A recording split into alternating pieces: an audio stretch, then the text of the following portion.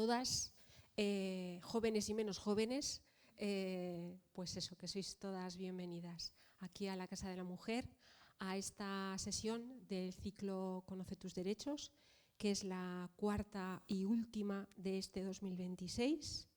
Hemos hecho un ciclo nuevamente este año, que ha sido la tercera edición. Hemos estado 4 martes, 2 en mayo y 2 en abril, con diferentes temáticas que un poco han surgido y han fluido de las consultas que suelen ser más habituales en la asesoría jurídica de la Casa de la Mujer, en la que Sira es una de las compañeras de las abogadas que está atendiendo esa asesoría junto con otras 2 compañeras más. Nos parecía que podía tener interés en un formato más abierto, hacer contenido que pudiera estar más cercano y más a mano de todas las personas. Estoy pensando, supongo que Juan, estás en ello, que no he dado aviso, perdona. Y luego, bueno, pues lo hemos hecho en horario de mañana, hoy es una de ellas, en tarde, pues un poquito por dar posibilidad a diferentes personas, diferentes horarios y demás. Como os decía hace un momentico, grabamos las charlas con el ánimo de poderlas volver a visualizar, quienes habéis venido y quienes no han podido, pues que estén ahí a mano en nuestro canal YouTube, que lo podéis tener y acceder a él a través de la web.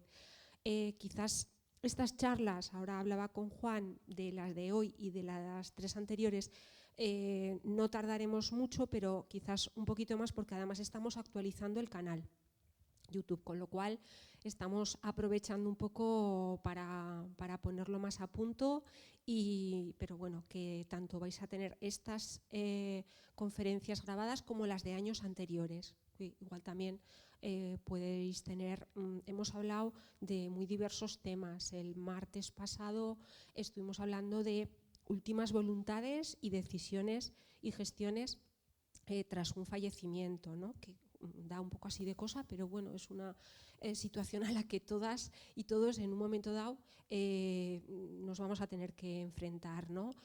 También hemos hablado este año de parejas, los diferentes tipos de parejas, cómo nos regulamos esa convivencia, el tema económico, bueno, pues todas estas cuestiones que también cuesta cuando empezamos un proyecto común con nuestra pareja, pues a lo mejor abordarlo, pero muchas veces porque no tenemos la suficiente información. Pues también las compañeras nos han aclarado, ¿no?, cuestiones e información básica.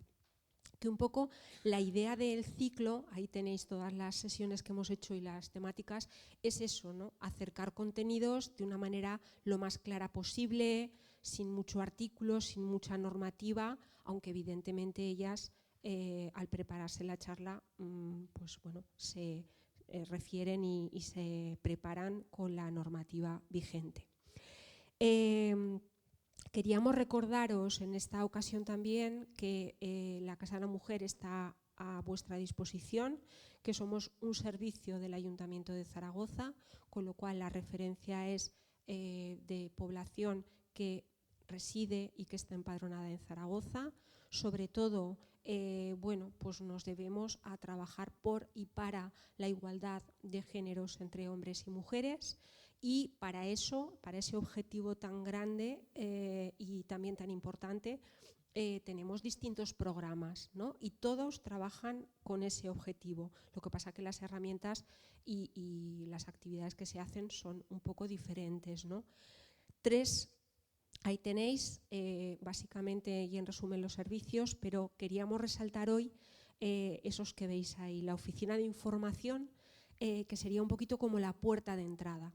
Y queríamos recordarla porque hay veces que cuando alguna de vosotras o de otras personas vienen a la casa no saben muy bien a qué vienen, dónde pueden ir. Bueno, pues que os suene oficina de información. En la oficina de información no hay que pedir cita, está abierta de 9 a 2 y de 4 a 7 por la tarde, de lunes a jueves, y de lunes a viernes de 9 a 2. En verano estamos solo por la mañana, julio y agosto, pero podéis hacernos consulta presencialmente, por teléfono, por correo electrónico, bueno, pues que lo tengáis en cuenta, ¿no? Y desde la oficina además hacemos otras muchas cosas. Gestionamos todo lo que es la web, redes sociales, los buzoneos, también mandamos buzoneos electrónicos. Pues por ejemplo, uno de los que hemos hecho es precisamente informando de este ciclo. Si queréis estar al día de todo lo que hacemos, podéis entrar en la web y hay un apartadico para que nos autoricéis y os podamos mandar la información. Asesoría jurídica, pues bueno, otra de los servicios importantes aquí en la Casa de la Mujer. Como os decía, la compañera Sira junto con otras dos más, aquí sí que hay que pedir cita. Lo podéis hacer a través de la web y si tenéis alguna dificultad no tenéis más que llamar aquí a la casa, que os pasen con la oficina de información y desde ahí os ayudamos a coger la cita. ¿Para qué? Pues bueno, las compañeras atienden pues desde atención, cuestiones derivadas de la atención a la violencia de género, a tema laboral, a tema de derecho de familia, separaciones, convenios reguladores, a tema de herencias, bueno, de lo más variado y a tema como el que vamos a hablar hoy, ¿no? Acoso, todo lo que tiene que ver con la violencia digital, que es algo más nuevo, sobre todo para las personas que, bueno, pues ya tenemos una cierta edad, que para eso, para nosotras es más nuevo, pero bueno, también es un terreno en el que las personas jóvenes muchas veces se manejan muy bien en redes, pero con este tema igual no se manejan tan bien, porque igual no lo identifican. Sira nos hablará de ello, ¿no? Como tal, como un delito, y lo es. O sea, estar informada sí, estar a la última en la tecnología también, pero con seguridad, ¿sí? Que lo que hacemos en redes, una de las cosas que nos va a explicar Sira hoy, y no quiero adelantarme, es que lo que hacemos en redes también tiene consecuencias, que hay personas que se piensan que, bueno, que ahí pueden decir y hacer lo que les venga en gana. No. Y eso cada vez está más regulado, ¿de acuerdo? Entonces las compañeras están todas las mañanas y también por la tarde los lunes y miércoles, pero aquí sí hay que pedir cita. Y otro de los programas, desde luego, más importantes de la casa es el de atención integral a la violencia de género. Aquí derivamos muchas veces desde la oficina de información, viene una mujer que no sabe, pero que le pasa esto, o viene una persona que tiene en su entorno una amiga, un familiar, que yo no sé, esta chica, si esto apunta a violencia o no. Bueno, pues también ahí acompañamos en ese asesorar y en ese identificar si eso no es y en ofrecer ese acompañamiento y ese apoyo a esa persona. Queríamos resaltarlo porque, bueno, nos parecía importante que también mínimamente, hay muchas otras cosas, conocierais estos servicios por si os pudiera hacer falta. Y vamos al lío, y ese lío hoy nos habla del uso de la tecnología y de todo lo que tiene que ver con el acoso por redes, con esas consecuencias que hay, como decía antes, de nuestros actos. La sesión se graba, hay hueco y espacio para preguntas, tenemos un ratito y dejaremos un espacio, Sira, al final. Si a lo largo de la sesión hay alguna duda que requiere de ser aclarada en ese momento, pues preguntáis. Lo único, acordaros del micro para que se escuche y el compañero que graba la sesión se escuche esa pregunta para las demás. Y si no, al final vamos a guardar un ratito para que haya preguntas. ¿De acuerdo? Bueno, pues bienvenidas y gracias. Hola, buenos días. A ver qué me paso.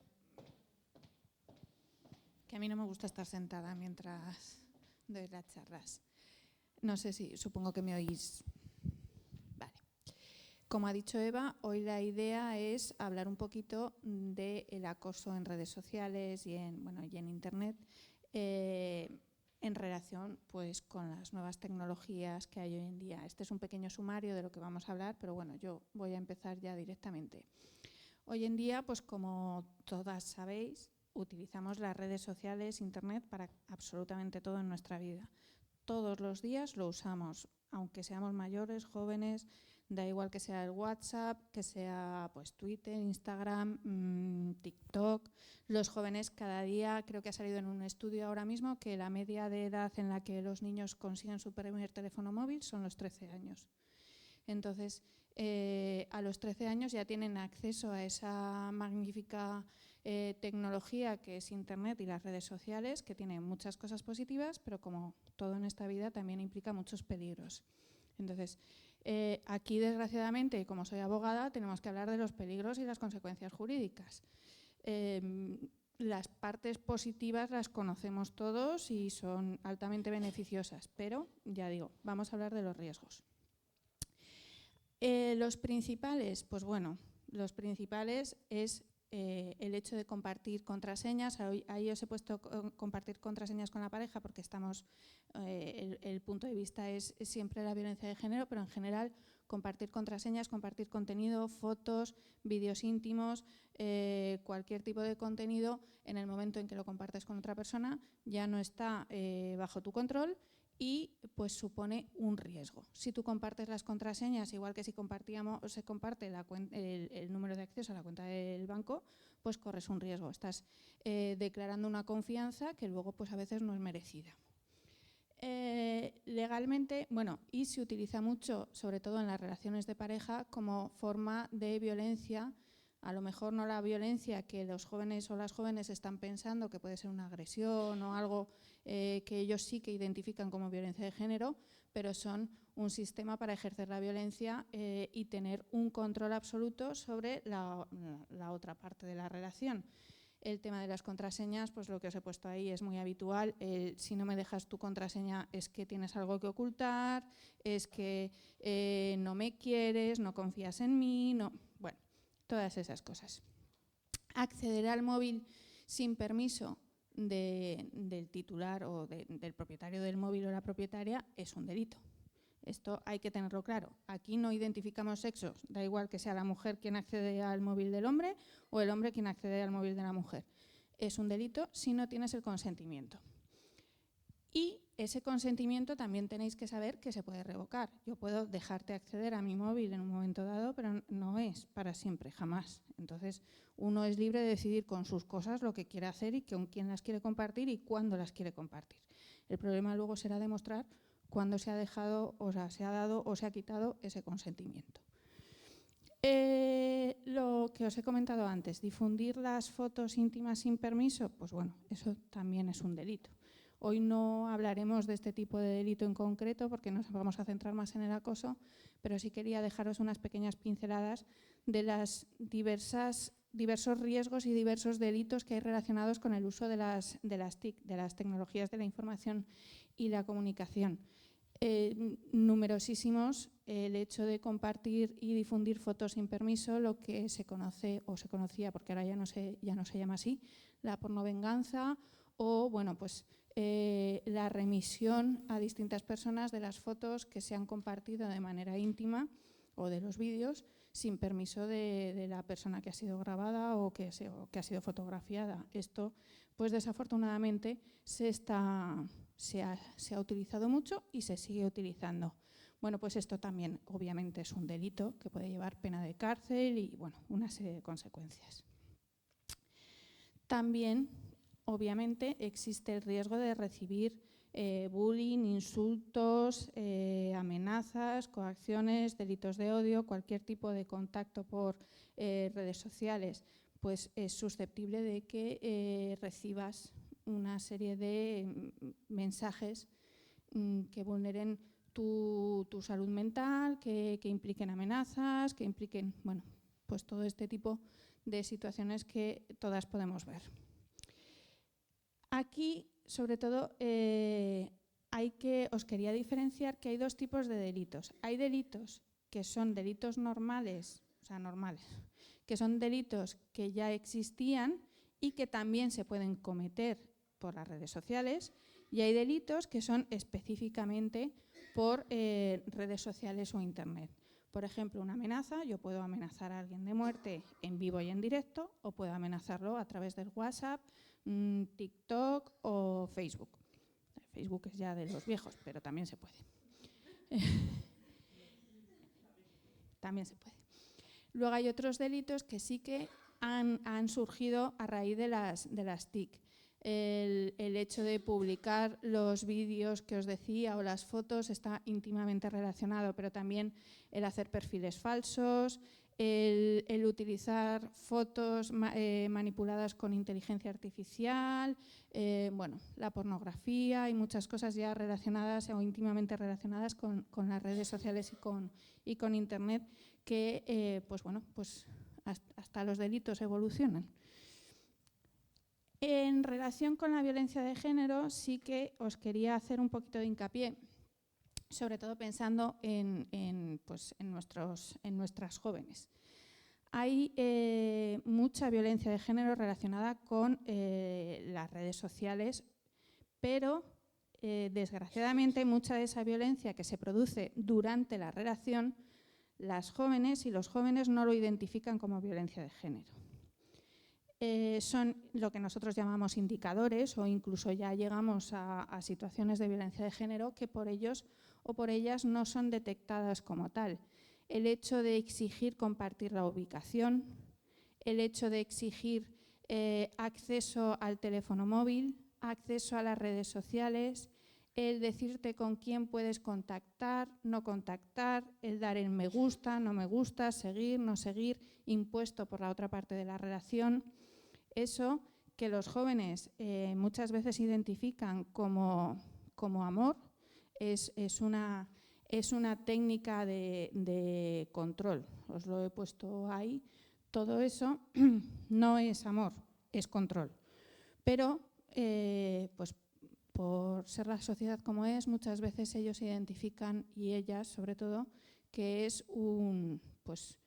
una muestra de cariño el que te estén vigilando constantemente porque se preocupan por ti. Entonces, como se preocupan por ti, todo eso es una muestra de amor. Bueno, pues efectivamente no lo es. El problema es que esas situaciones de violencia que se han generado durante la relación, cuando esa relación se rompe, si es que se rompe, pues a veces desencadenan otras situaciones de violencia que ya es de lo que hoy más vamos a hablar.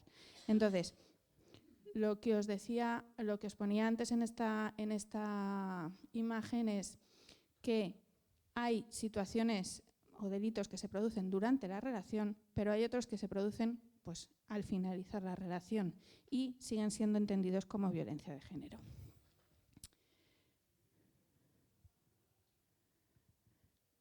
Bueno, aquí me he apuntado para deciros o para recomendaros, no sé si conocéis a una socióloga que se llama Carmen Ruiz Repullo, no es de Aragón, es andaluza creo. Yo la conocí hace muchos años en una charla que vino a dar aquí en la Casa de la Mujer y es fantástica, y tiene publicado en internet, en algún vídeo de YouTube, la historia de Pepa y Pepe. Los que tengáis relación con adolescentes o con jóvenes, es una forma fantástica de entender lo que llamamos la escalera de la violencia, que sube los indicadores de violencia de género. Es una historia que ella cuenta, que es fantástica, ya os digo, de cómo valorar esa escalera que las víctimas de violencia de género van subiendo hasta llegar a los últimos escalones de la violencia de género, que pueden ser pues, agresiones físicas, sexuales, pero que empiezan desde un escalón más bajito, que es un control, bueno, es una historia que lo explica fantásticamente bien, por si alguna estáis interesada. Y aquí es donde llega lo que no le gusta a nadie, que es el Código Penal. Pero que no me queda otra que hablaros de él, porque es donde viene definido el delito de acoso. El delito de acoso no es solamente dentro de la relación de pareja o expareja, puede ser por una persona desconocida, aunque es cierto que en un elevado porcentaje se produce dentro de la relación de pareja o expareja, sobre todo de expareja. El artículo 172 ter del Código Penal es el que define, el que nos da las características de cuándo consideramos no nosotros, sino los tribunales, que existe un delito de acoso. Porque todos los delitos en nuestro Código Penal tienen que cumplir una serie de requisitos que son los que valoran los tribunales, si se cumplen o no se cumplen, para condenar a alguien por la comisión de ese delito. Entonces, ahí lo que dice el artículo 172 ter dice: quien acosa a una persona llevando a cabo de forma insistente y reiterada y sin estar legítimamente autorizado alguna de las conductas siguientes y de esta forma altere el normal desarrollo de su vida cotidiana. Ahora hablaremos de lo de insistente y reiterada, pero habla de una serie de condiciones.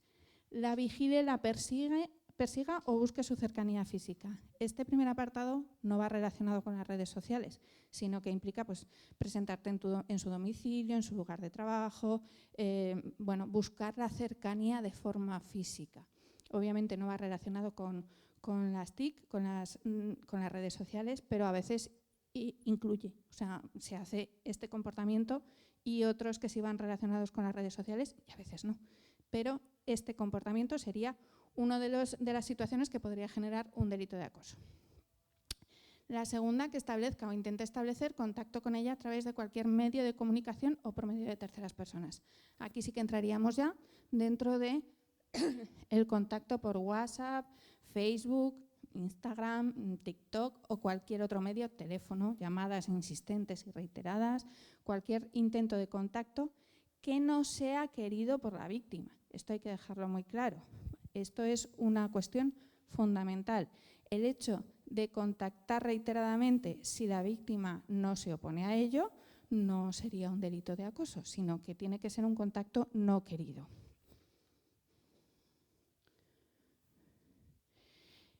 El tercer punto sería utilizar de forma indebida sus datos personales adquiriendo productos, mercancías, contratando servicios o haciendo que terceras personas se pongan en contacto con ella. Bueno, pues la definición lo deja muy claro. Utilizar el nombre de otra persona para enviarle mercancías, contenido o publicar sus datos de contacto para que otras personas contacten con ella. El último de estos puntos sería atentar contra su libertad o contra su patrimonio o contra la libertad o patrimonio de otra persona próxima a ella. Bueno, todos estos puntos, que yo creo que quedan bastante claros en la definición del Código Penal, tienen que producirse de forma grave y reiterada. Y aquí es donde tenemos que hablar de los requisitos. Insistente y reiterada alguna de esas 4 conductas de las que hemos hablado. Luego debe alterar la vida de la víctima. Estos 2 requisitos son igual de importantes. Es decir, a la hora de poner una denuncia, no solo hay que contar lo que hace el supuesto agresor, si me sigue, si me llama, si me manda mensajes. Eso lo tengo que contar, obviamente. Pero también tengo que contar cómo está afectando mi vida esto. Qué cambios de rutina me ha producido, si he tenido que ir al psicólogo dada mi estado de alteración de salud mental, si pido a alguien que me acompañe al salir fuera a la calle, todas estas cosas que son como la consecuencia de la actuación de la persona que está ejerciendo, o sea, que está llevando a cabo ese acoso, se tiene que recoger en la denuncia, porque son requisitos del delito. Os he dicho antes que para que haya una condena, los juzgados lo que miran es que se cumpla lo que el Código Penal dice que tiene que cumplirse. Si la persona que pone la denuncia no cuenta todo lo que está pasando, no se cumplirían a lo mejor esos requisitos y no podría no llegar a haber una condena. Este tipo de delitos requieren denuncia de la persona perjudicada, salvo en la violencia de género. Es decir, si un desconocido nos está acosando, si no vamos a poner una denuncia, el juzgado no va a actuar de oficio ni la policía, salvo que sea violencia de género. Respecto a la conducta reiterada y continua en el tiempo, ha habido ya diversas sentencias que han examinado que se considera conducta reiterada y constante.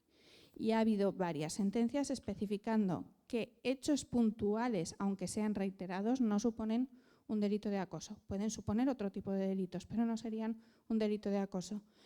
100 mensajes un día y que luego no haya más, no lo van a considerar un delito de acoso, porque tiene que ser prolongado en el tiempo.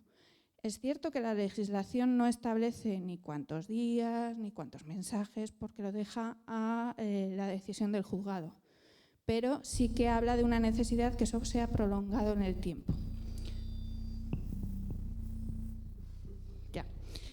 Hubo varias propuestas de establecer unas limitaciones temporales, pero al final se decidió que quedaba sin definir, con lo cual sí que os digo pues eso, que tiene que ser una conducta reiterada y continuada en el tiempo.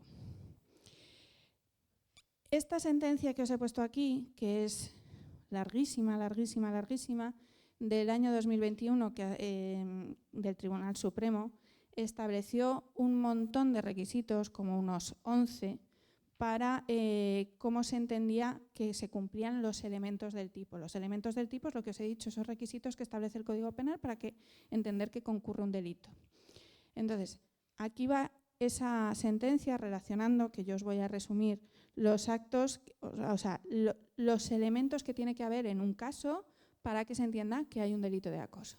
Pues aparte de esos actos reiterados y de los que hemos hablado, de seguir, mandar mensajes, contactar de forma no querida, pues habla de que sea una alteración en la víctima, en la vida cotidiana de la víctima.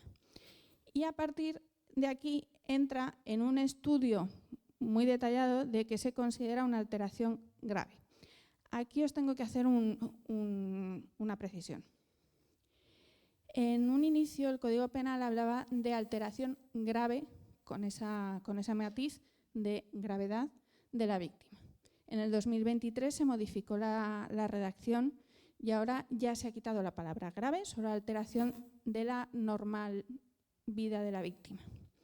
Pero las sentencias que hay son previas a esa modificación y hablan de una alteración grave. Aún así, lo que los tribunales nos están dejando claro es que tiene que haber una alteración que son esos 11 requisitos, entre otras cosas, de los que habla esa sentencia. Tiene que ser una alteración que sea objetiva para lo que entiende el tribunal. O sea, no derivada de una especial sensibilidad de la víctima, que puede, porque el miedo es completamente subjetivo y para las personas nos puede afectar de forma distinta, sino lo que una persona promedio entendería. Si a ti afecta tu vida antes y después de esta actuación de la otra parte que está causando ese acoso y tú haces modificaciones que al resto de las personas nos parecerían razonables, entendemos que es una alteración pues, en tu día a día. Pero si tú haces esas alteraciones porque eres una persona pues a lo mejor especialmente sensible, pues ahí el tribunal tendría que valorar y depender de lo que dijera el tribunal. Siempre vamos a depender de la valoración del tribunal, pero esta sentencia lo que dice es que tenemos que atender a la persona promedio. Y luego ya os he dicho pues, que tienen que ser situaciones constantes, mantenidas en el tiempo, reiteradas, para que se entienda que hay un delito de acoso. Hay un punto que es significativo. Nos dice esta sentencia que no es imprescindible un informe pericial, que ahora hablaremos de esto, porque ni es imprescindible que la víctima esté completamente afectada en todas las esferas de su vida, sino que sí que haya una alteración, porque la propia sentencia dice no podemos penalizar a las personas fuertes, las personas que a lo mejor llevan esta situación con más fortaleza o con más entereza que otras. Esas personas que a lo mejor están mejor de salud mental, pues no podemos penalizarlas diciendo como te encuentras bien no hay acoso, no. Pero sí que tiene que haber una demostración de que esa conducta del agresor te está perjudicando en tu vida, te está alterando tu vida normal. Bueno, a ver, dentro de esa modificación que se hizo en el 2023, En el artículo 172.3 del Código Penal se añadió un párrafo quinto. Un párrafo quinto que es específicamente relacionado con las nuevas tecnologías. Se añadió como delito de acoso el que sin consentimiento de su titular utilice la imagen de una persona para realizar anuncios o abrir perfiles falsos en redes sociales, páginas de contacto o cualquier medio de difusión pública ocasionándole la misma situación de acoso, hostigamiento o humillación. ¿Qué requisitos nos dice este apartado quinto? Bueno, pues primero, obviamente, que no tiene que haber consentimiento de la víctima. Está pensado pues, en esas situaciones en las que alguien se hace pasar por otra persona, utiliza sus datos probablemente obtenidos o de dos maneras, o cuando la relación era de confianza y habías facilitado esos datos, o incluso obtenidos ilegalmente. Entonces se hacen pasar por esas personas y publican sus datos o su imagen o, bueno, se hacen pasar por otras personas en redes sociales, publicando anuncios de contactos, todas estas cosas que ya sabemos que existen. El último requisito es que esa situación que ha generado la persona que se ha hecho pasar por la víctima en redes sociales o en anuncios de contactos o donde sea, genere una situación de hostigamiento. Es decir, en principio, si yo publico, me hago pasar por una persona, pero eso tiene cero repercusión y no llaman, no contactan y no pasa nada, pues no estaríamos dentro de este delito. Lo que pasa es que precisamente lo que suele pasar, o de lo más habitual, es todo lo contrario, que me haga pasar. Bueno, pues hay muy diversas maneras y la gente tiene mucha imaginación porque estaríamos pensando en publicar los datos en anuncios de contactos, pero esa es una de las maneras, pero también puedo hacerme pasar por otra persona y generar comentarios agresivos contra un grupo de personas y generar un odio contra mí. Eso también podría ser.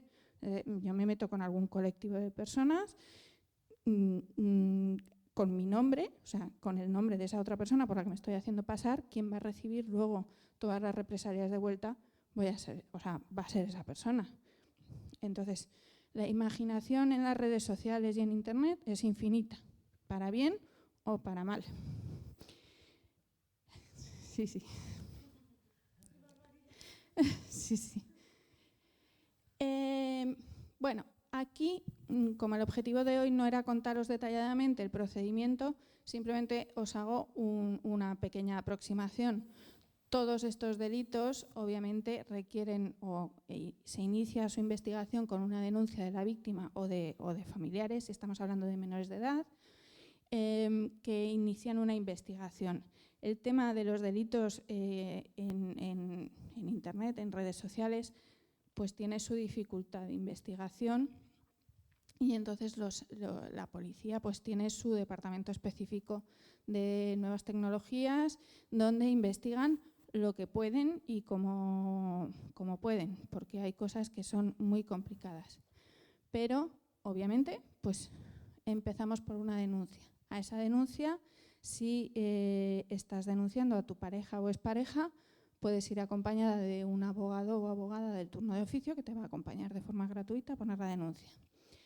Se puede solicitar una orden de protección, como en cualquier procedimiento de violencia de género, y se va a tener que determinar por el juzgado si la concede o no la concede. En la denuncia os hago hincapié otra vez. Hay que contar absolutamente todo, tanto lo que está haciendo la persona que está acosando como el perjuicio que nos está ocasionando y hablar de las pruebas que tenemos.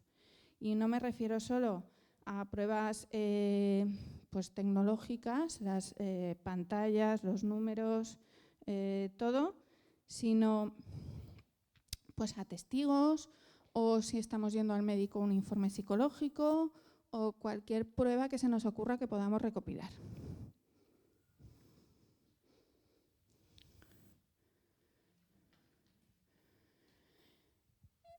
Bueno, esto es un poquito lo que os decía. En el procedimiento penal tenemos que luchar cuando acusamos contra la presunción de inocencia. Es decir, la acusación es la que tiene que demostrar la culpabilidad, no al revés. Entonces, para bien o para mal es lo que tenemos. Yo soy muy partidaria de la presunción de inocencia, pero bueno, pues en este caso quien tiene la carga de la prueba es la acusación. Hay que presentar pues, esas pruebas de los mensajes, de las capturas, pues, si estamos hablando de un acoso físico, pues de la cercanía, de la insistencia, de las llamadas, de absolutamente todo. Como estamos hablando hoy estamos hablando de los medios tecnológicos, pues obviamente la recomendación es conservar todas las pruebas que se tengan. No cambiar el teléfono móvil, no borrar nada, si es necesario llevarlo a una pericial técnica, y aún así eso no nos va a garantizar que sean pruebas suficientes. ¿Por qué? Pues porque las pruebas también se pueden alterar.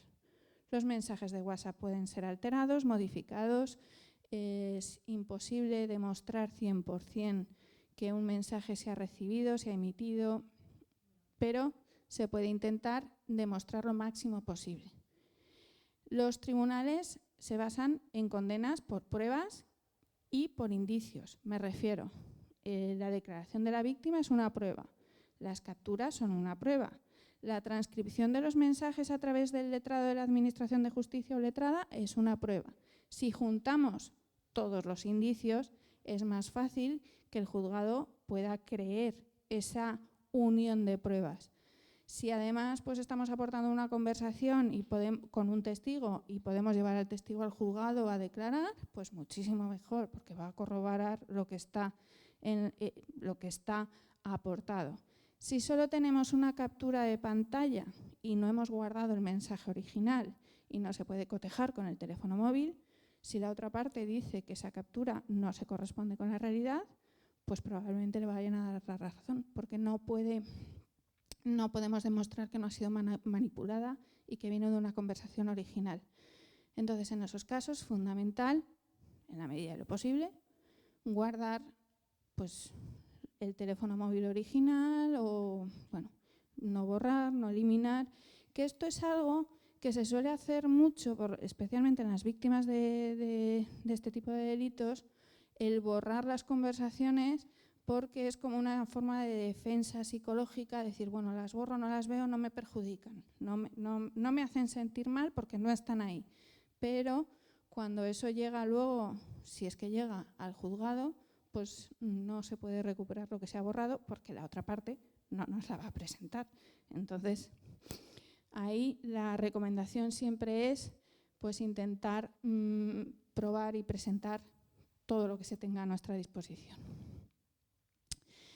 Aquí os he querido hacer un pequeño hincapié sobre la protección legal de menores en el entorno digital. Existe una ley orgánica 8/2021 de protección integral a la infancia y a la adolescencia frente a la violencia. Y hay un apartado hay diversos apartados muy importantes sobre esa violencia ejercida a través de las redes sociales y de Internet. Hay multitud de delitos que se pueden cometer en relación especialmente con los menores a través de Internet. Hoy no vamos a hablar de ellos, pero sí os he querido poner ahí un pequeño esbozo de los numerosos riesgos y delitos que hay, especialmente relacionados con los menores.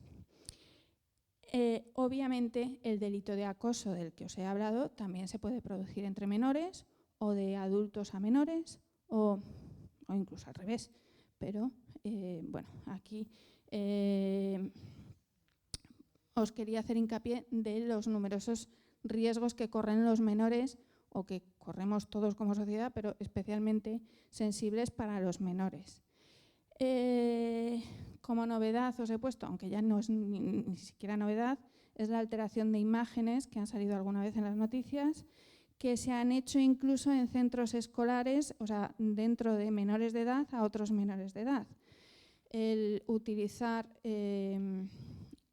cuerpos, o sea, coger imágenes de cuerpos en posiciones eróticas o sexuales y ponerles las caras de compañeros o compañeras del centro escolar y publicarlas en Internet. Entonces, esto obviamente también es un delito en ese caso concreto cometido por menores hacia menores. Entonces, bueno, pues ya os digo que la imaginación en las redes sociales y en Internet es infinita, tanto para bien como para mal.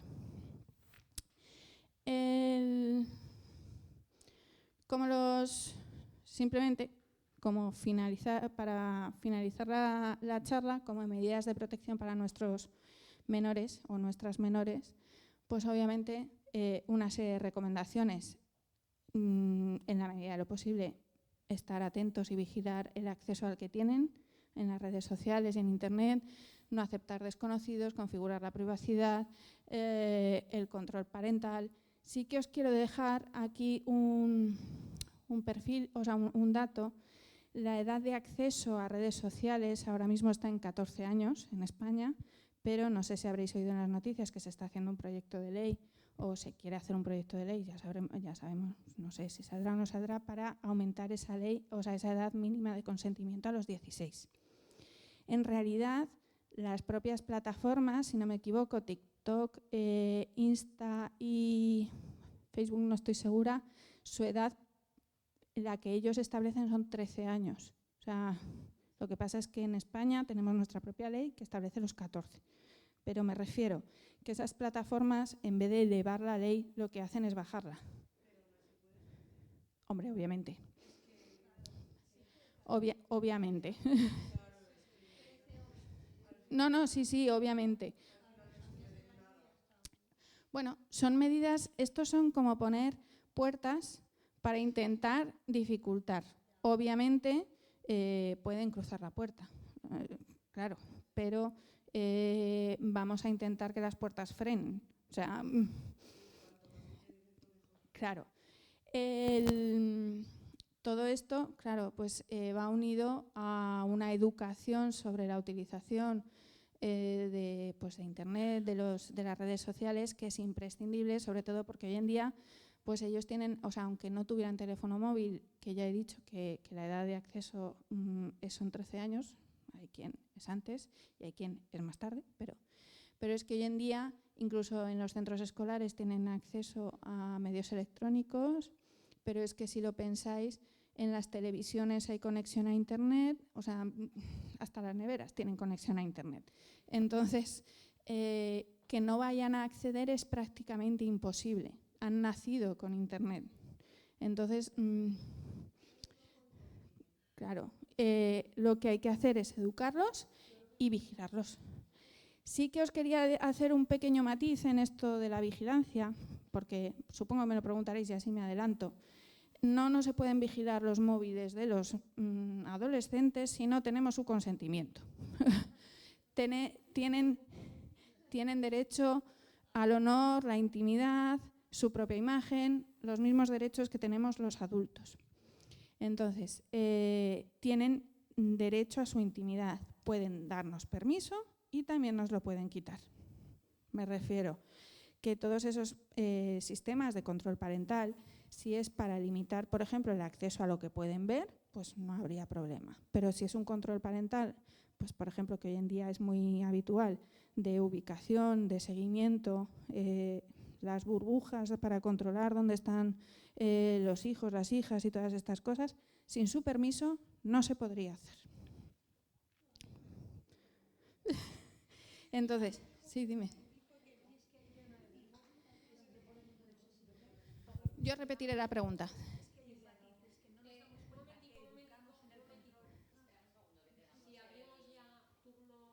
Bueno, sí, yo ya he terminado la charla, o sea que podéis preguntar. Sí. No, sigue, que si educamos en el control.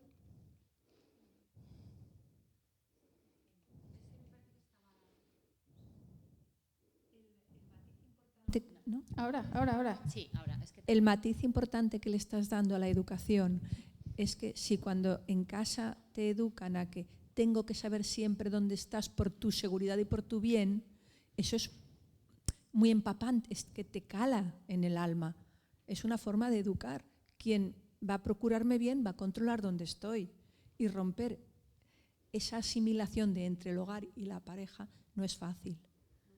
Por lo cual, parte del primer control y el primer bienestar para nuestras hijas e hijos es educarles que el control, venga de donde venga, no es saludable.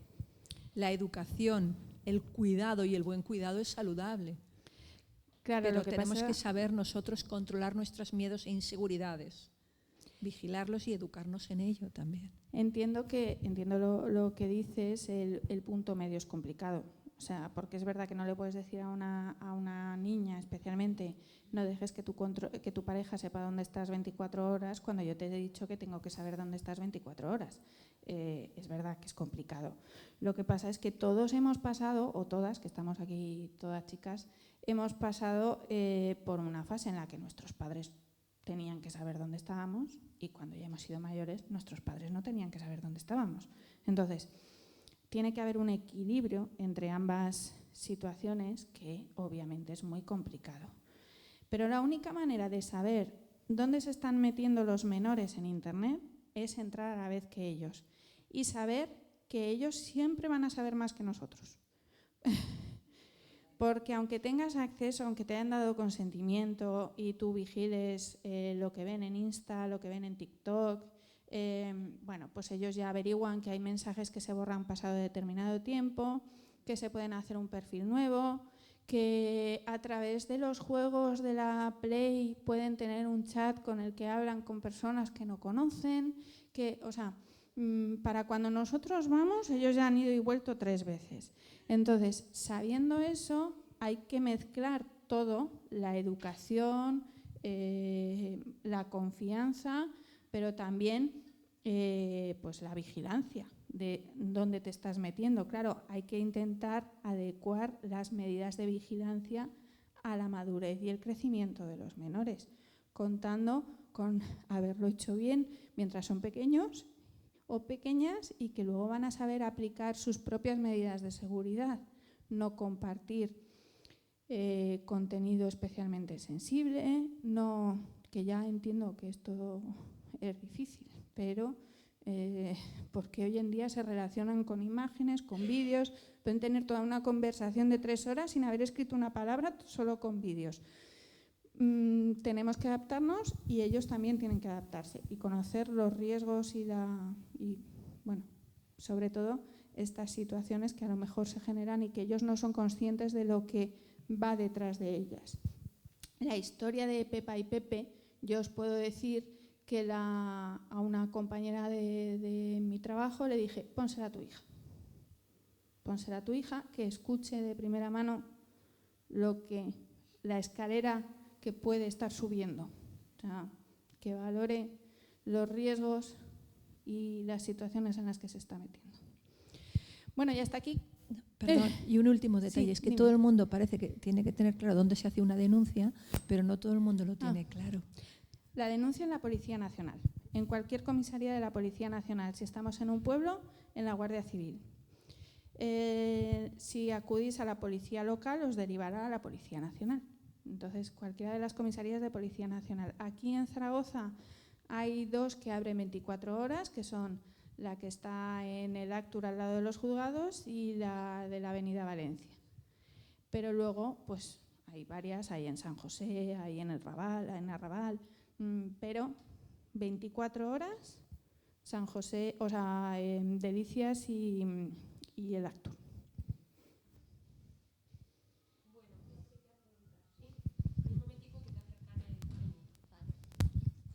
Que cuando eres joven, eres inmaduro, entonces ese control suele pasar, ¿no? En los jóvenes, esto de dónde has estado. Claro, ¿sabe? claro, sí. ¿Y eso es acoso? A ver, ¿Sabes lo que te quiero decir? no es acoso, son lo que llamamos indicadores de violencia.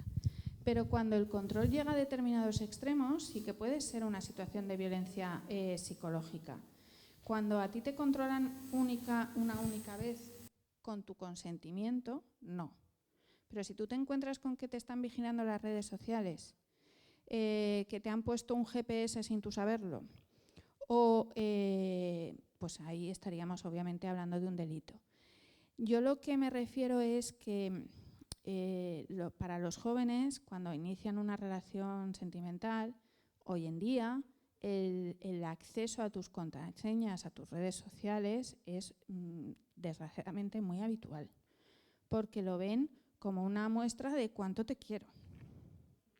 Pero pasar de ahí a que no sigas a este compañero porque no me cae bien, deja de hablar con tus amigas porque mira lo que han dicho de mí en redes sociales. O, claro, ya no tienes ningún tipo de intimidad. No te puedes quejar de tu pareja con nadie porque lo está vigilando. Entonces, claro, ahí ya estamos en una situación de control que ya puede estar dentro de una situación de delito. No digo que siempre sea, sino que ya llegamos a una situación en la que el control es absoluto, la vigilancia es absoluta y ya pues no hay libertad de movimientos. Estás encerrada sin estarlo. Nada.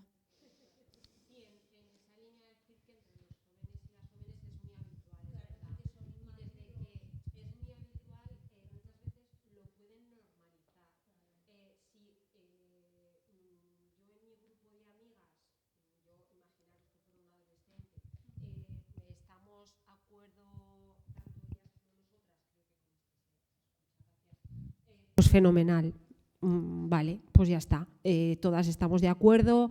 Es un control, vamos a decir, cuidadoso y de cuidarnos mutuamente. Oye, cuando llegue a casa os digo, ¿no? Sobre todo cuando ya termina la fiesta y cada una y cada uno, sobre todo cada una, se va hacia su casa, ¿no?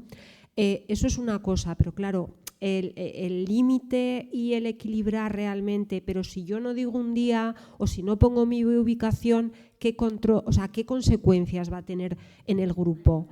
¿Me explico? ¿O qué consecuencias va a tener con mi pareja?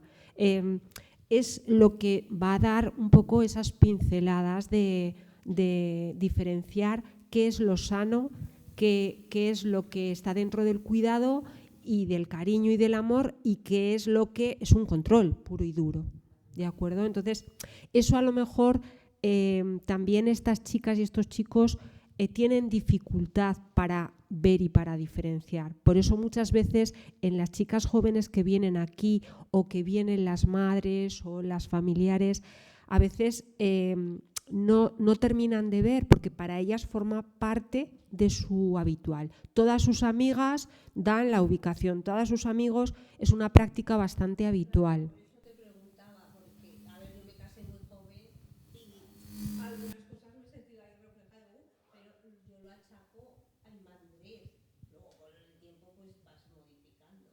Sí, como decía Sira, todas hemos pasado, o en general, por esa fase que tus padres te dicen de la A a la Z dónde tienes que estar y dónde vas y la hora y no sé qué. Y luego conforme vas avanzando y vas asumiendo responsabilidad, pues tienen que hacer el proceso los padres y las madres de decir, bueno, pues estamos en otra fase.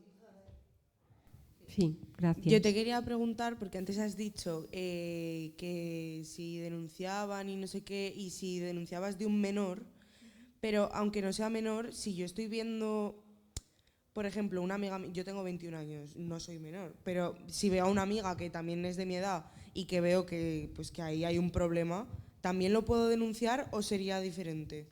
No, sí, puede denunciar cualquier persona que o sea, si yo veo una situación que pienso que se está cometiendo un delito, yo puedo denunciarla. Vale. Cualquiera. Otra cosa es que sin la colaboración de la víctima, esa denuncia va a tener muy poco recorrido. Porque no vamos a tener pruebas, no vamos a tener datos, la policía no va a tener acceso a nada, con lo cual, sobre todo si estamos hablando de redes sociales, sin su colaboración, imposible. Explicado, Sira, que tu amiga esa situación la esté viviendo con su pareja o expareja. Porque ahí la situación es diferente. Si quieres, pero que la denuncia la pueden poner. Ya, pero quiero decir que ahí sí que hay una actuación de oficio. Pueden hacer una en el actuación, caso de violencia de género. Sí, pero me refiero, tú vas a contar lo que tú has visto. Dependiendo de lo que sea, si yo he visto una agresión y yo cuento que he visto agredir a alguien, con mi palabra puede haber una condena. Si yo lo que estoy contando es que mi amiga está completamente anulada porque la siguen por redes, o sea, le controlan las redes sociales, tienen acceso a sus contraseñas, tienen acceso a sus conversaciones, que no puedes hablar libremente con ella. Y luego ella, o sea, la denuncia se puede poner y la policía va a investigar. ¿Cómo va a investigar? Pues llamando a tu amiga a declarar, lo primero. Si ella no dice nada, Sí, claro. Y si es un delito de agresión, ¿no la van a llamar a declarar y con tu declaración sirve? puede servir. O sea que si, por ejemplo, La fuera... van a llamar a declarar, Pero pero aunque si- ella no cuente nada, puede servir. Claro, entonces si yo, por ejemplo, veo una agresión, sí es un delito, o sea, sí está considerado un delito desde el primer momento que yo lo denuncio, pero si es un acoso por redes, no. A ver, no es eso, sino que yo cuento lo que he visto. O lo Claro, que, pero o lo llegaría que, más lejos o la lo que otra claro. denuncia, ¿no? Yo os puedo decir, yo conozco de cerca un caso de una persona que está por la calle, va por la calle y ve cómo un hombre agrede a una mujer que se está agarrando a una farola porque no quiere ir con él y él la está golpeando. Y esa persona llama a la policía, se pone en medio, la policía llega y la mujer en ningún momento quiere denunciar o quiere declarar. Y el testigo no solo lo cuenta a la policía, sino que luego lo citan en el juzgado, cuenta lo que ha visto y en ese caso hubo una condena. Claro. Sin la participación ni de la víctima ni del agresor. Es más, el testigo fue acusado por la víctima de fastidiarle la vida. Porque hay un alejamiento y no puede vivir con él. Entonces, pero claro, ahí yo he sido víctima directa de unos hechos que puedo contar. Cuando yo digo, mi amiga ha compartido con su pareja el acceso a su terminal móvil y todo esto, yo no lo sé directamente. No puedo dar fe, no lo sé, es lo que ella me ha contado. Si ella luego no lo va y no lo cuenta, no hay pruebas. Claro, o sea, tú puedes poner una denuncia de creo que esta persona está siendo víctima de un delito y cuentas lo que sabes y has visto. Si tú has visto mucho, puedes contar mucho. Si has visto poco o todo lo que sabes es a través de lo que te han contado, pues tu palabra solo es a través de lo que te han contado. Aún siendo menor. Luego, si la víctima colabora o si se pueden conseguir indicios de otra manera, por ejemplo, si hay un menor, se puede pedir informes al colegio, se puede pedir informes al médico, pero cuando la única prueba es la declaración de la víctima y la víctima no quiere colaborar, pues el recorrido es muy escaso.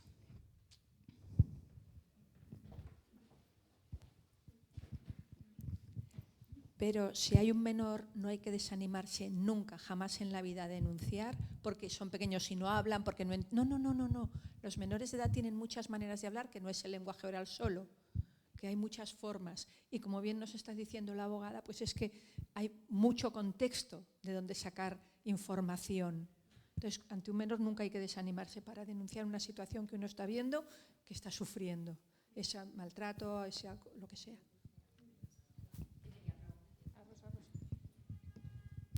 Sira, una pregunta. Con el uso de las redes actualmente estamos hablando, pues eso, que un menor te tiene que dar su consentimiento para que tú, lo del control parental y todo esto. Pero me vienen a la cabeza un montón de perfiles de redes de personas adultas que publican hasta su parto. El niño está constantemente en imágenes en las redes de forma diaria. ¿Ha habido casos? Claro, ahí tú no estás pidiendo permiso a un bebé, ni a un niño de 4 años, ni para poder estar todo el día en las redes sociales. ¿Esto cómo se controla? ¿O ha habido algún caso de he crecido y de repente digo, ostras, mi madre qué ha hecho conmigo mostrándome de forma diaria, cuando me cambia el pañal, cuando todo este tipo de cosas que creo que hemos perdido un poco la cabeza, ¿no?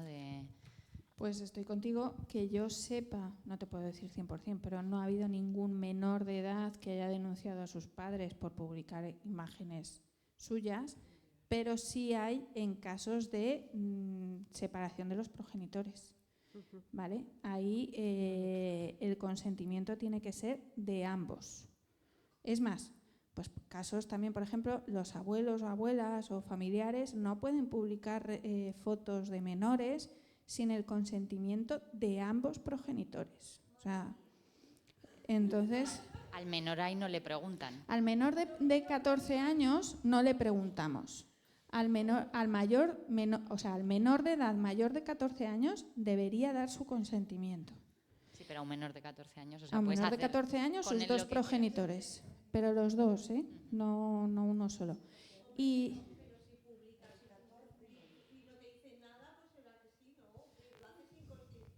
sí, ya entiendo. Lo que pasa es que la ley no te creas que admite muchos matices. Me refiero, si alguien te reclama después, ahí tendrás que demostrar tú si había un consentimiento o no lo había, o bueno, ha habido casos en los que un padre ha publicado la foto del niño en el colegio y la otra parte se ha opuesto. Bueno, pues bien, yo puedo considerar que ha sido especialmente sensible o pensar que ha habido una trayectoria anterior y que desconocemos y que nadie puede calibrar. Pero la realidad, lo que dice la ley es que los titulares de la autoridad familiar o de la patria potestad son los dos conjuntamente, salvo que se le haya quitado un juzgado, y que los dos tienen que estar de acuerdo en que las fotos de su hijo o hija estén en redes sociales. Porque lo que os he dicho al principio es que una vez que algo entra en Internet, es que ya no tienes control. Por mucho que lo borres, lo quites, da igual. No tienes control sobre esa imagen, no sabes dónde está, en qué bases de datos se ha guardado, no tienes ni idea. Entonces, lo ideal para mí es no publicar nada. Pero eso también es imposible. O sea, tú quieres compartir con tus amigos y familiares pues eso, fotos de tus recuerdos, y eso es normal. Lo que pasa es que pues dentro del blanco y el negro, pues que sea un acceso limitado, que, bueno, todo eso. También es cierto que la ley lo que dice es que, oiga, que yo le haya compartido a usted una foto de mi hijo, no le da a usted permiso a utilizar esa foto después a otras cosas. Pero ya digo que eso luego es difícil de controlar. En Estados Unidos creo que sí que ha habido algún caso de esos, pero eso es otro mundo. Me gustaría preguntar por qué la gente puede hacerse 15, 20 cuentas falsas. ¿No se cortaría todo esto un poco si la gente tuviera, por ejemplo, que una cuenta con un DNI? Pues porque es la característica propia de Internet. O sea, ¿Pero a alguien le favorece eso o no quiere cambiarlo? No, pero es una de sus características. O sea, no le puedes quitar parte de su esencia. O sea, parte de su esencia es su libertad. Internet se generó pues con mucha libertad para muchas cosas. Entonces, parte de la idea es que en determinados sitios tú no necesites identificarte ahí hasta la última coma. Hay otros en los que sí que te pide obviamente una identificación, un tal. Pero, claro, es que es parte de la esencia de Internet. Pero, por ejemplo, estar en Facebook o en Instagram, hacerte un perfil con tu DNI, se evitarían, yo creo, muchas cosas de acoso. Tú puedes tener tu libertad de estar en una red social, ¿sabes? Pero mucha gente aprovecha Claro, ya, bueno, luego no es tan anónimo. O sea, si es anónimo, si lo sabes hacer muy bien. O sea, me refiero.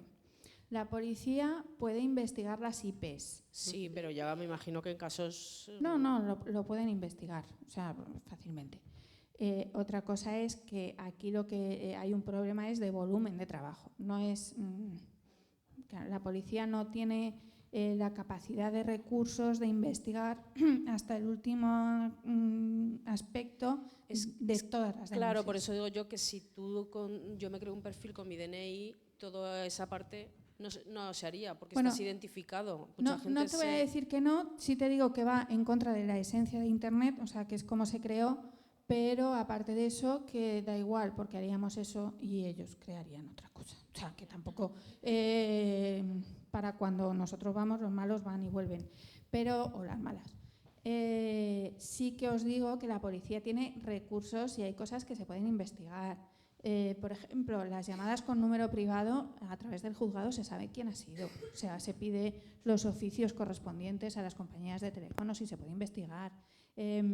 Otra cosa es que luego las entidades colaboren, no colaboren. Ahí yo sí me metería más en que tengan obligación de colaborar, pero esto ya es un problema gordísimo, porque cuando una empresa no tiene sede en el mismo país donde tú estás y no le puedes hacer cumplir tus normas porque él no está en tu estado, no le puedes aplicar unas normas, igual que China no nos puede aplicar sus leyes, nosotros a ellos tampoco, pues ahí entramos en una dificultad, que es la globalización. Y eso ya es imposible. Pero es que entonces, si no está regulado y no podemos aplicar nuestras leyes, ¿por qué tenemos las aplicaciones? ¿Por qué se da el permiso de usarlas si no podemos? No sé si me entiendes. Sí, yo te entiendo perfectamente. O sea, y ahora si yo te voy no a puedo decir, deja de comprar en Amazon. No, deja claro, de claro. Claro. Lógico, pero ¿me entiendes lo que te voy? Que si quieres tener la aplicación, ¿por qué no me dejas legislar como legisló en España? Pues porque es una guerra de voluntades. ¿Qué te interesa más a ti? Que yo te tengan la deje- puerta abierta. Claro, que yo te deje acceder a Amazon o Amazon Claro. interesado en vender aquí. Pues no sé, ya dependerá de la guerra de voluntades. Que consuman Claro. la aplicación. O sea, pero Y por eso no hacen lo que dice Eva del DNI. claro, Porque por le eso- cerrarían la puerta a mucha gente que ahora la tiene abierta y que lo usa para cosas que no debería. Por eso, os voy a poner un ejemplo que no tiene nada que ver, pero esto es como el de Ryanair, que le dijeron, vas a cumplir las normas de aquí, y dijo, me voy a otro lado, y ya está. Y si quieres, te compras el billete en Ryanair, que es mucho más barato. Claro. Pero ellos como empresarios deciden, y nosotros como consumidores tenemos que saber Pues bueno, hay muchos memes de esto. Hay memes de Temu, sale uno vestido para la batalla diciendo aquí defendiendo a China porque acepté las condiciones de Temu sin leerlas. Bueno, pues es una guerra de voluntades. A nosotros como consumidores nos interesa utilizar esas aplicaciones que son globales, mundiales. A ellos les interesa tener acceso a todos los millones de habitantes que estamos en el mundo. Pero la realidad, a la hora de investigar unos delitos, es que si yo le pido información a Telefónica, pues es Telefónica, Movistar, lo que sea, pero si se la pido a Amazon, es Amazon lo que sea que está en no sé dónde. Entonces, en general, pues deciden si colaboran o no colaboran según les interesa, porque no les puedes aplicar esa normativa de aquí a empresas que no están ubicadas aquí. ¿Que Europa intenta que se aplique? Por supuesto, pero bueno, con mayor o menor éxito. ¿Alguna otra cuestión más? ¿Nos quedéis con las ganas? Aprovechemos que está aquí Sira para resolvernos todas nuestras dudas. Bueno, o comentar la situación. De cualquier manera, a ver, que eso también un poco no nos desanime, ¿no? A denunciar si hay que denunciar, porque hay veces que sí que es verdad que con todo lo que tiene que ver con redes, internet, no sé qué, es como un espacio tan infinito y tan amplio que dices, pues es que tal como vamos ya están inventando otra manera de tal. Bueno, pero también quien se ocupa de investigar este tipo de delitos también cada vez va ajustando más las cosas, ¿no? Y como decía Sira, pues cosas que a lo mejor hace un tiempo no se podían, pues ahora ya se pueden obtener, ¿no? Entonces, pues por lo menos ir poniéndoselo también un poquito más difícil, ¿no? Y tener sobre todo la claridad y la concepción de que estamos hablando de delitos, que a veces cuando nos acosan por internet, por redes, parece que no es acoso y solamente entendemos el acoso cuando es más a nivel de tú a tú, ¿no? Pues que también es un acoso eso, ¿de acuerdo? Entonces, que eso es lo primero que a lo mejor más tenemos que revisar y entender que estamos siendo víctimas, que muchas veces el no entender eso como un delito nos echa un poco para atrás a la hora de denunciar, incluso a la hora de compartirlo, ¿no? En adolescentes, sobre todo, en gente joven y no tan adolescente, es que claro, como me he metido en no sé dónde, pues es como que les da ese apuro, esa vergüenza, esa cosa, ese no entender que eso es un delito, ese no entender que está siendo víctima. Entonces, que es que además, Sira también lo ha comentado a lo largo de la sesión de hoy, no solamente es una red, no solamente es una página, es que en muchos espacios, juegos, buscan los sitios para hacerse hueco y sitios que a lo mejor, eso sobre todo la gente más joven va a conocer y a saber, y ellos y ellas, quienes se dedican a estas cosas, saben dónde hacerse hueco, ¿no? Con lo cual, bueno, pues hay que estar como muy atenta y muy atento a cómo va evolucionando eso y denunciar, porque yo creo que también denunciando vamos dando más pistas a ir resolviendo estas situaciones, ¿no? ¿Fáciles? Pues no va a ser fácil seguramente, pero ¿qué denuncia es fácil? Ninguna. A ver, yo sí que quería, por dar un punto positivo, pensad que nuestros padres pasarían los mismos miedos cuando nosotros empezásemos a salir a la calle. O sea, me refiero que es verdad que Internet o las TIC, las tecnologías de la información y la comunicación, son complicadas porque abren como un segundo mundo. O sea, ahora ya no tenemos los miedos de lo físico, sino los miedos de lo físico y lo de Internet, vale. Pero que al final, pues igual que nuestros padres lidiaron con sus miedos, pues nosotros podremos lidiar con esos. Las denuncias son muy importantes por varios motivos. Uno, porque es la forma de salir de ahí, pero luego pues cuando se hacen públicas, pues salen en las noticias, mira, en un colegio ha pasado esto, pues bueno, todo eso influye, los chavales y las chavalas los comentan. Hay que hablar de los peligros, pues lo que hablábamos de lo que os estaba diciendo Eva, la gente mala sabe los sitios a los que tiene que entrar. Cuando les cerramos una puerta buscan otra rendija, pero nosotros, pues bueno, también las leyes se van actualizando. Yo os he hablado de modificaciones en la ley que fueron en el 2023 precisamente para adaptarse a las nuevas situaciones. O sea, que ellos avanzan, nosotros también, la investigación también. Bueno, también hay una modificación ahora para subir la edad de consentimiento. No va a ser lo único que se haga en esa ley. Hay muchas cosas que van a salir ahí si es que sale. Entonces, bueno, hay que seguir luchando, hay que estar pendientes y bueno, y si sucede algo, denunciar. En ese sentido, Sira, ¿nos podrías ampliar un poquito que has comentado en esa denuncia, ese apoyo del 900, cómo hacer, qué apoyo nos podrían brindar desde ahí?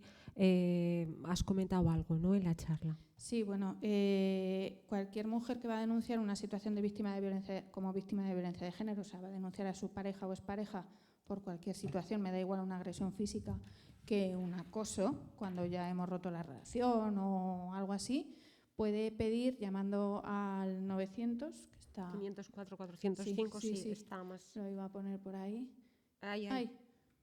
900, 504, 405, puedes llamar y pedir que te acompañe un abogado o abogada de forma gratuita a poner la denuncia. Si no llamas tú, la policía te lo debería ofrecer y pues esperar ahí a que llegue un abogado o abogada a poner esa denuncia. ¿Qué significa esto? Pues que va a estar contigo mientras pone la denuncia. Si ve que te olvidas, o sea, primero le vas a contar lo que pasa, obviamente. Y según lo que le cuentes, pues te va a aconsejar por dónde… qué tipo de delito podríamos estar hablando, qué cosas hay que decir, cuáles no, qué pruebas, o sea, te va a preguntar sobre las pruebas y va a estar contigo en la denuncia.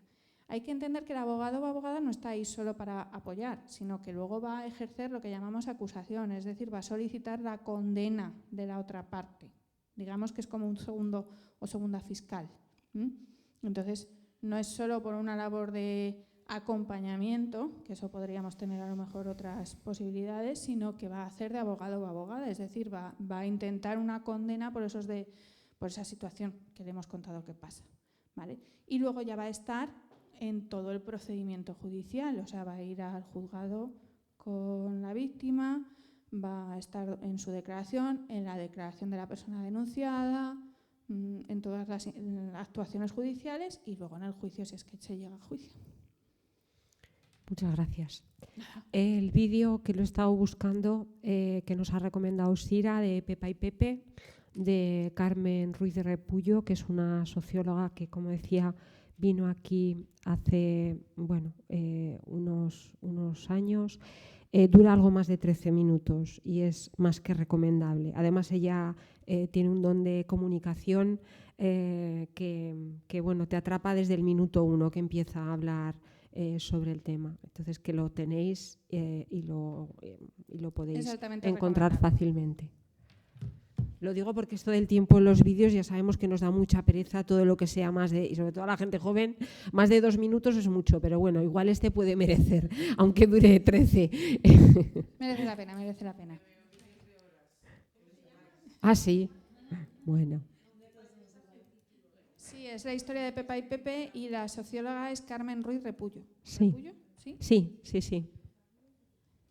Os saldrá en el YouTube lo primero. Y la historia de Pepa y Pepe es buenísima.